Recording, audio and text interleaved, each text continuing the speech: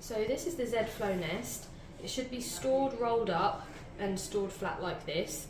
When you bring it to the incubator, you'll need to unroll the Z Flow nest. If there are patches that are thin in the material, you just need to smush the material down and evenly distribute it as you unravel it, and that will mean that you can make a better nest. So when you unravel the nest, it will be really tall, and that's much too big and it's a bit unstable. So you need to shape the nest, and the way you do that is to fold the nest from the top outwards and down like this, which builds a thicker wall, and you can make that wall taller if you need to, but the seam that you're bending over will go on the outside, not the inside, so the baby won't be lying against this double seam area. So this is what the nest should look like once you've built the sides down a bit. The end you can bend over as much as you need to. If you need to make it smaller for a smaller baby, feel free, but it's really malleable, so keep adjusting it as per the baby's needs. You'll have your gel pillow as normal, and then you can either wrap the whole nest with a sheet around the outside, or you can just cover it over with a muslin.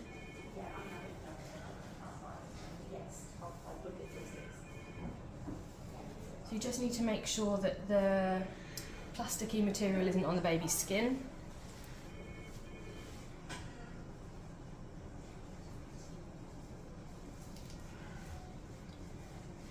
Like this, and then if you need to change that top sheet, you don't need to take the nest out. You haven't fully covered the nest. So once you've got your nest ready, you can place your baby inside, or build your nest around the baby, that's fine too. You then, instead of leaving it exactly how it is, because the nest is so malleable, you can bend the nest, it's nice and soft, and contour it to the baby. So you can bring it nice and close to the body. See, they still need a little bit of room. You can bring it nice and close around the top of the head.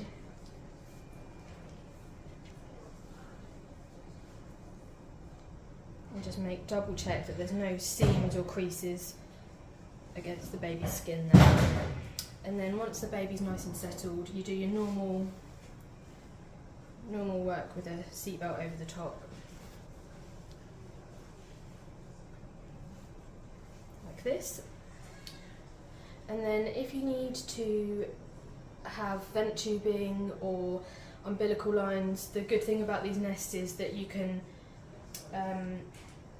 make a nice dent, and whatever movement you make on the nest, it will stay like that. So unlike the gel pillows, which would bounce back to their original formation, these should stay wherever you put them, so they're quite a good support for vent tubing or lines. So if you're repositioning your baby in the Z Flow, you shouldn't need to remove the whole nest out of the incubator. You should just be able to easily manipulate the nest. So just bring the nest out from the baby back into its original sort of starting position, and that gives you a bit of wiggle room. And then just like you normally would, we'll move our baby into prone position. Just going to move the gel pillow into the correct position.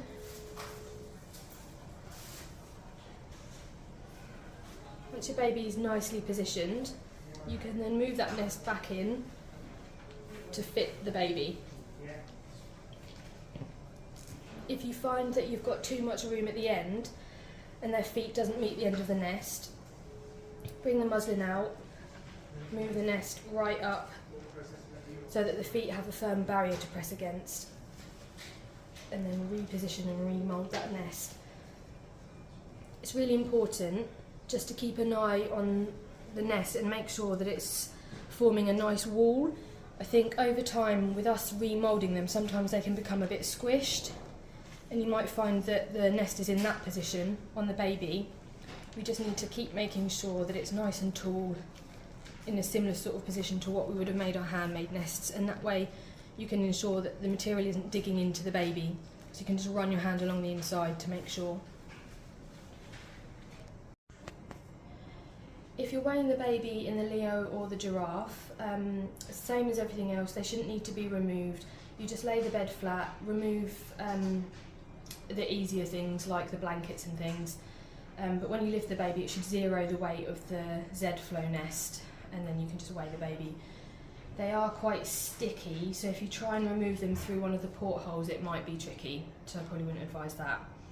And the other thing to note is that they're wipeable, so just with your Tristle between uses, give it a good wipe and then coil it up just like you saw at the beginning, ready for the next use, and store in a bag.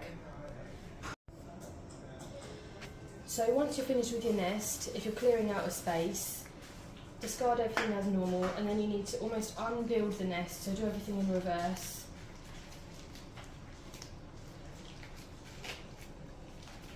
It needs to go back to its original shape.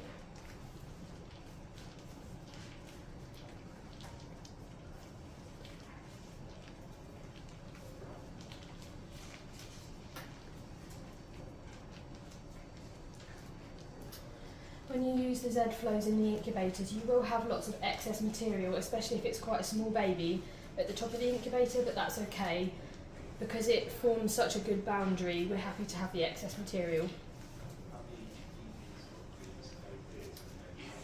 So you're just going to coil.